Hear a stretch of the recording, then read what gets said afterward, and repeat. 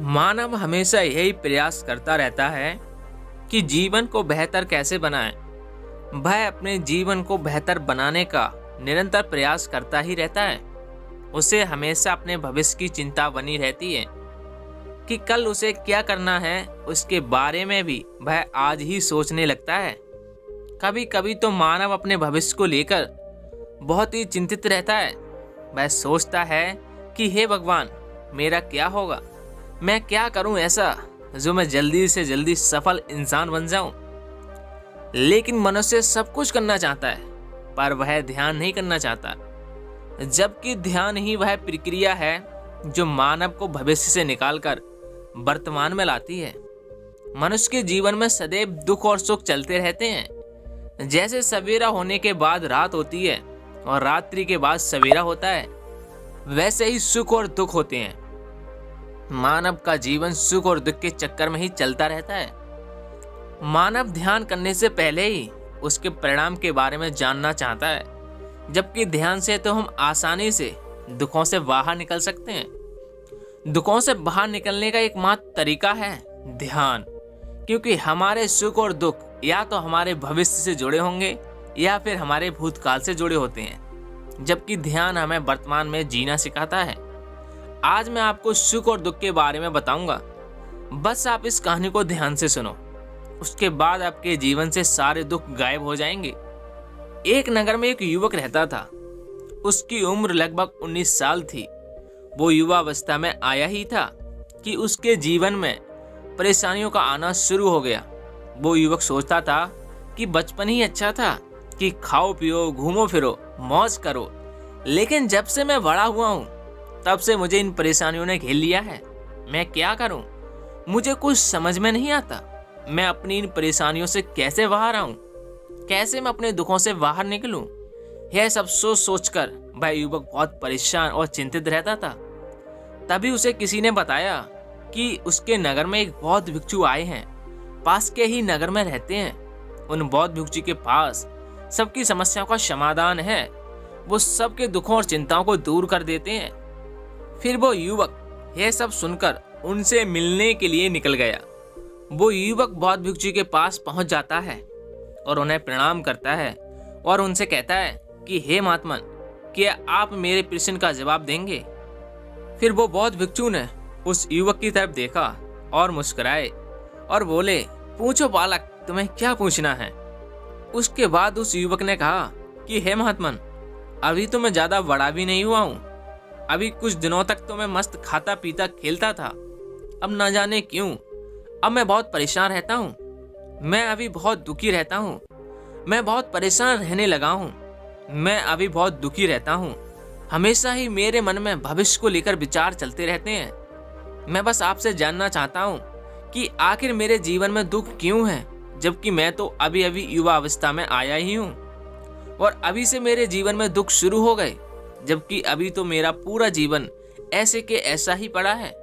क्या अब मेरे जीवन में जैसे जैसे मैं बड़ा होऊंगा तो क्या दुख भी बढ़ेंगे? क्या मैं कभी दुखों से पीछा नहीं छुड़ा पाऊंगा? दुखों से छुटकारा पाने का कोई रास्ता नहीं है क्या? यह सुनकर वह बौद्ध भिक्षु मुस्कुराते हैं और उससे कहते हैं कि बालक, तुम दुखी हो, परेशान हो, मुझे तो ऐसा कुछ नजर नहीं आ रहा। कहाँ है तुम्हारा दुख? क्या तुम मुझे बता सकते हो? फिर वह युवक बौद्ध भिक्षु की तरफ देखता है और उनसे कहता है कि हे महात्मन, दुख तो मुझे है, परेशान मैं हूँ, दुख मेरे भीतर मौजूद है, तभी तो मैं आपके पास आया हूँ। आपको मेरे दुख कैसे दिखाई देंगे? बौद्ध भिक्षु उस युवक से कहते हैं, अच्छा बालक, क्या तुम अपने दुखों को देख सकते हो? तब वो युवक कहता है कि हाँ महात्मन, कि मैं मेरे दुखों को अच्छे से देख सकता हूँ। फिर वो बौद्ध भिक्षु उस बालक से कहते हैं, अच्छा फिर तुम मुझे यह बताओ कि तुम्हारे मुख्य दुखों का कारण क्या है? तुम किस चीज से दुखी हो? बौद्ध भिक्षु जब यह उस बालक से पूछ रहे होते हैं, तभी उनका एक शिष्य आश्रम में दौड़ता हुआ आता है और बौद्ध भिक्षु के पास आकर धीरे से उनके कान में कुछ बोलता है। अपने शिष्य की बात सुनकर वो बौद्ध भिक्षु उस युवक से कहते हैं कि चलो बालक, आज तुम मेरे साथ चलो, तुम्हें पूरे जीवन का सत्य बताऊंगा, लेकिन मेरी एक बात का तुम ध्यान रखना। वहां जाकर तुम कुछ नहीं बोलोगे, बस चुपचाप से सारी बातें सुनोगे। सारी बातें सुनने के बाद तुम्हें तुम्हारे प्रश्नों के उत्तर खुद ही मिल जाएंगे। फिर वह बौद्ध भिक्षु और युवक प्रस्थान करते हैं। वह युवक बौद्ध भिक्षु के पीछे पीछे चलने लगता है। वह दूसरे नगर में पहुंच जाते हैं। वहां जाकर वह एक घर में जाते हैं। घर में जाने के बाद बौद्ध भिक्षु और युवक देखते हैं कि उस घर में बहुत सारे लोग इकट्ठे हो चुके हैं और उन सब के बीच एक चारपाई पर एक वृद्ध आदमी लेटा हुआ है। जैसे ही वह वहां पर पहुंचते हैं तो उन्हें देखकर सभी लोग इधर उधर हो गए और बौद्ध भिक्षु को रास्ता दे दिया। बौद्ध भिक्षु उस वृद्ध आदमी के पास जाते हैं और वहां पर बैठ जाते हैं और वह युवक भी पास आकर खड़ा हो जाता है। उसके बाद जो व्यक्ति जो चारपाई पर लेटा हुआ था वह बौद्ध भिक्षु को प्रणाम करता है और उनसे बात करना शुरू करता है कि हे महात्मन, अब मैं और ज्यादा जीवित नहीं रहूंगा। मुझे नहीं पता कि मेरी मृत्यु कब कौन से पल हो जाएगी, इसीलिए मेरे मन में कुछ विचार चल रहे हैं। मैं इन विचारों से बाहर आना चाहता हूँ।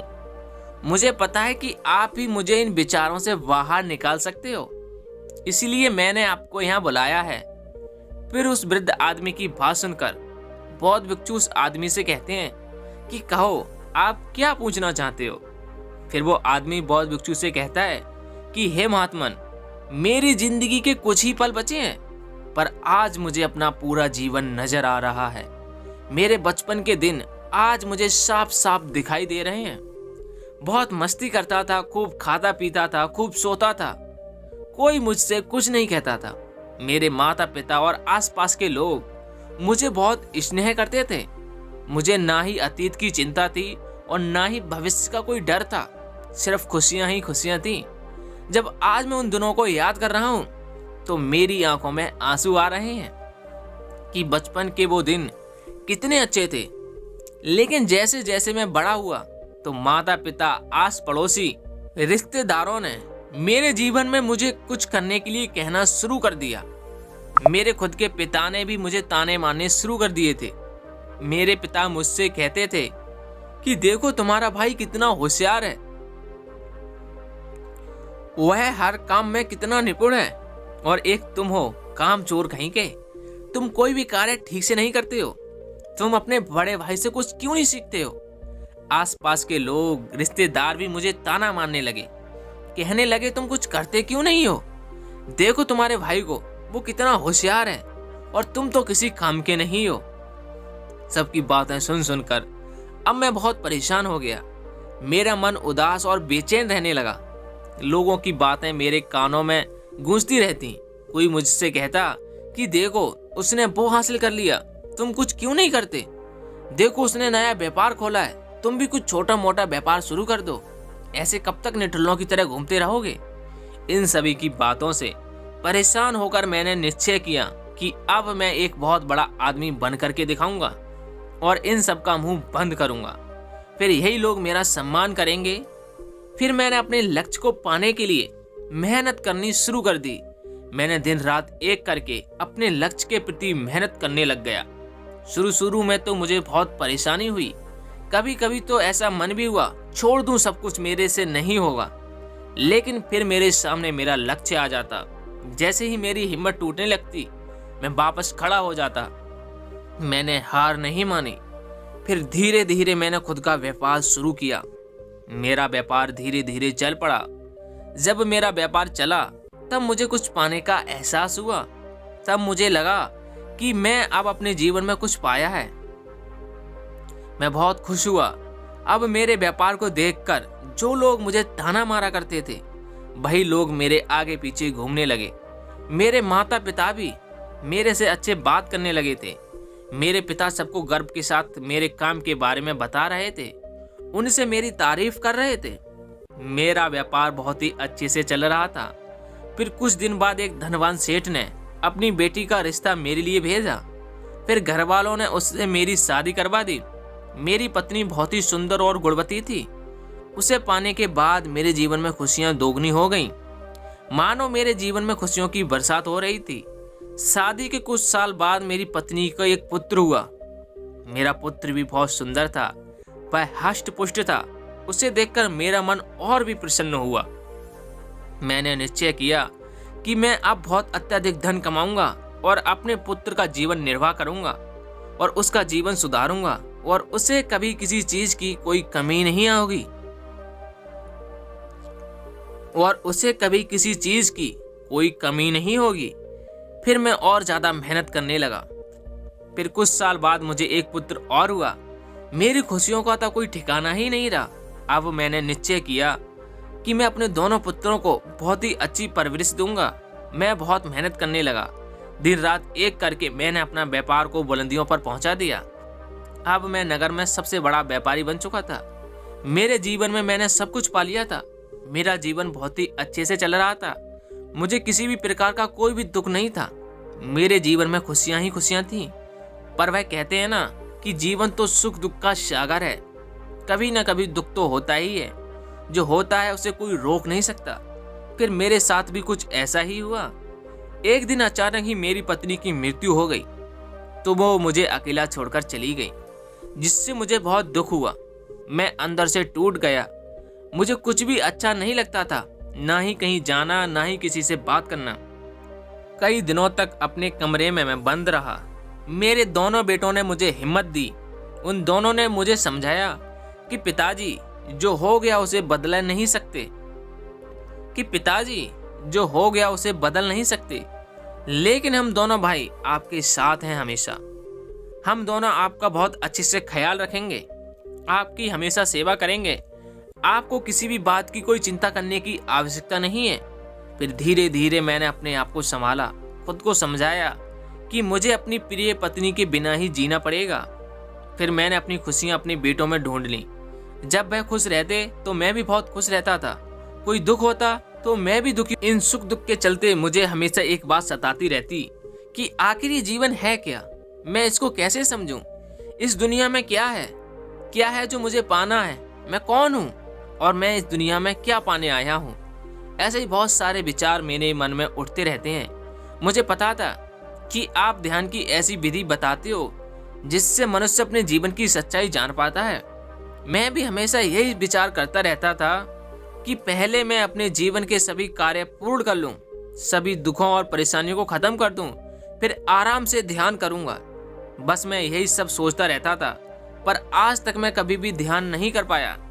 इसी तरह धीरे धीरे समय निकल गया और अब मैं वृद्ध हो गया। अब मुझे बीमारियों ने जकड़ लिया। वैसे तो मैंने अपने जीवन में बहुत संघर्ष किए हैं, बहुत कुछ हासिल किया है। कभी भी किसी भी चीज की कमी नहीं रही मुझे।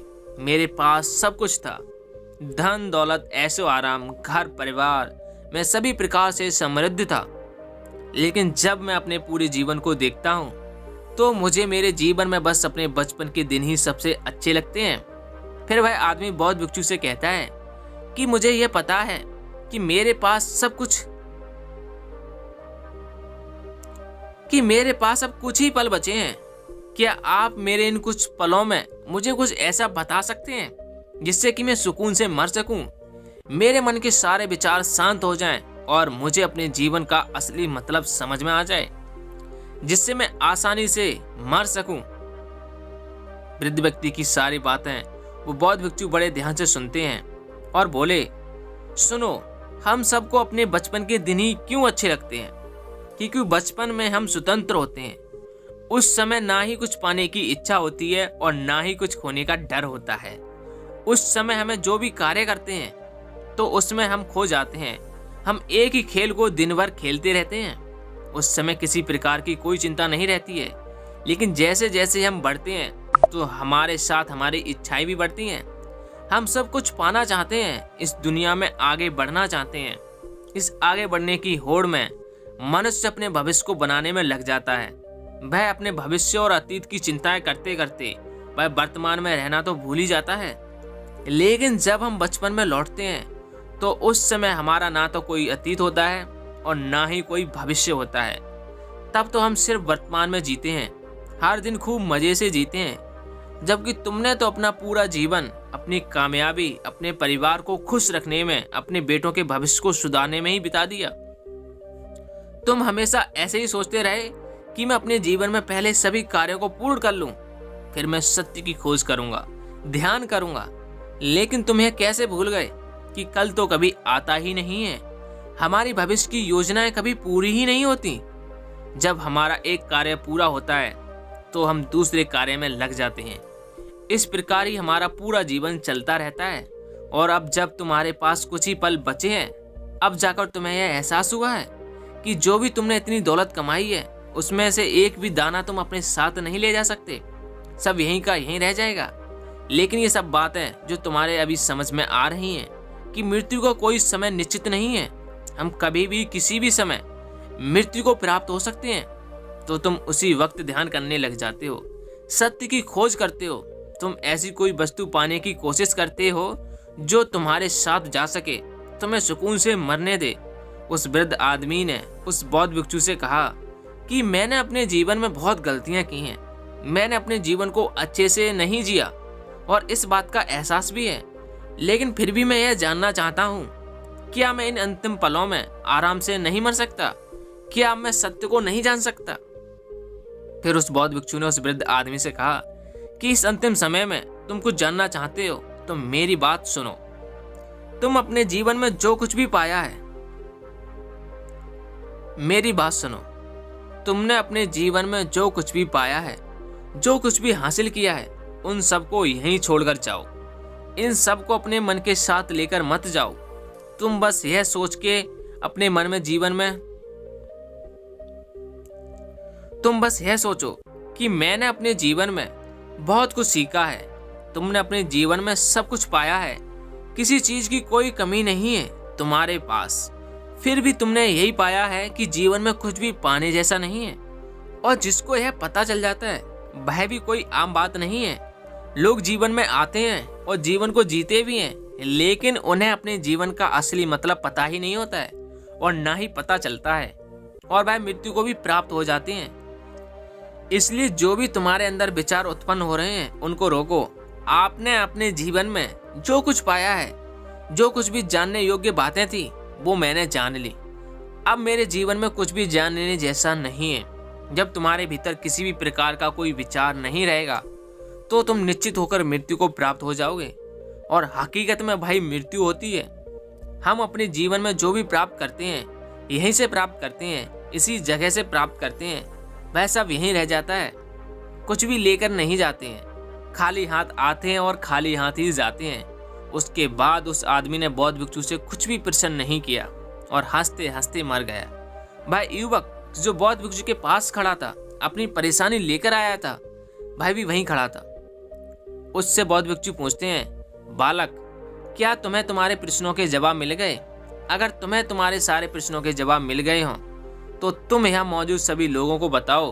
वह युवक कहता है कि हे महात्मन, मुझे मेरे सारे सवालों के जवाब मिल चुके हैं। मैं अब जीवन चक्र के सभी पहलुओं को समझ चुका हूँ कि जीवन में कुछ भी पाने जैसा नहीं है। सुख और दुख चलते रहते हैं, ना सुख हमारे साथ जाता है और ना ही दुख हमारे साथ जाता है। अगर हम अपने जीवन सुख और दुख के पीछे भागते रहेंगे तो हम अपने जीवन में कभी भी सत्य की खोज नहीं कर पाएंगे। ये जीवन तो सुख और दुख का सागर है, हमें इसके साथ ही जीवन की खोज भी करनी चाहिए। लेकिन महात्मन मैं सब कुछ जानने गया हूँ मैं सब कुछ जान गया हूँ, लेकिन मेरे मन में अभी भी एक विचार उठ रहा है। मेरे साथ मौजूद सभी लोगों के लिए यह जानना बहुत आवश्यक है कि हम लोग ध्यान करना तो चाहते हैं, लेकिन हमें कुछ भी पता नहीं है कि ध्यान कैसे करें। फिर वो बौद्ध भिक्षु उस युवक से कहते हैं कि ध्यान वह प्रक्रिया है जो हमें हमारी अतीत और भविष्य की चिंताओं से खींचकर वर्तमान में लाती है। जब तुम कोई कार्य करो तो उसे पूरी निष्ठा ईमानदारी से करो। तुम ध्यान में ही रहोगे, लेकिन हमारा ध्यान कभी भी एक जगह स्थायी नहीं रहता है, इधर उधर भटकता रहता है। अगर तुम्हारे साथ ऐसा होता है तो तुम ध्यान की छोटी सी एक विधि का ध्यान रखना, जिससे तुम अपना कार्य आसानी से कर पाओगे और ध्यान को भी समझ पाओगे। ध्यान करने के लिए तुम्हें समय की आवश्यकता नहीं है। जब भी तुम चलो, उठो, बैठो, खाओ, पियो, जो भी तुम काम करो, तुम्हारा ध्यान सिर्फ उसी कार्य पर होना चाहिए। जैसे अगर तुम खाना खा रहे हो तो तुम्हारा ध्यान खाने के हर एक निवाले पर होना चाहिए। तुम उसके स्वाद का आनंद लेना है। जब तुम चलो तो तुम्हारा ध्यान तुम्हारे कदमों पर होना चाहिए। इस तरह के छोटे छोटे प्रयासों से तुम ध्यान कर सकते हो। ध्यान करने का सबसे आसान तरीका है, जब भी तुम किसी कार्य को करो तो तुम अपनी सांसों का ध्यान करो कि तुम्हारी सांस नाक के कौन से हिस्से से बाहर आ रही है और कहाँ पर रुक रही है और बाहर निकलती है। लेकिन कभी कभी तुम्हारा ध्यान भटकेगा, लेकिन धीरे धीरे तुम उस स्थिति में आ जाओगे। हमारी सांसें निरंतर चलती रहती हैं, वो वर्तमान में ही रहती हैं, ना ही वो भविष्य के लिए आगे बढ़ती हैं और ना ही वो अतीत के लिए रुकती हैं। वो निरंतर वर्तमान में चलती रहती हैं। और जब हम अपनी सांसों पर पूर्ण रूप से ध्यान कर लेंगे तो हमें भी वर्तमान में होने का आभास होगा। फिर हमारे मन में अतीत और भविष्य के विचार आना बंद हो जाएंगे। फिर एक दिन ऐसा आएगा कि हमारे मस्तिष्क से हमारे सारे विचार खत्म हो जाएंगे और फिर हम ज्ञान की प्राप्ति कर लेंगे, हमें सब कुछ मिल जाएगा। तो दोस्तों, कैसी लगी ये कहानी? कमेंट सेक्शन में हमें जरूर बताएं। अगर कहानी अच्छी लगी हो तो चैनल को सब्सक्राइब और वीडियो को शेयर करना मत भूलिए। और मैं मिलूंगा आपसे ऐसी एक और कहानी में। तब तक के लिए सकारात्मक सोच के साथ अपने लक्ष्य के प्रति बढ़ते चलें। अपना और अपनी फैमिली का ख्याल रखें। जय हिंद साथियों।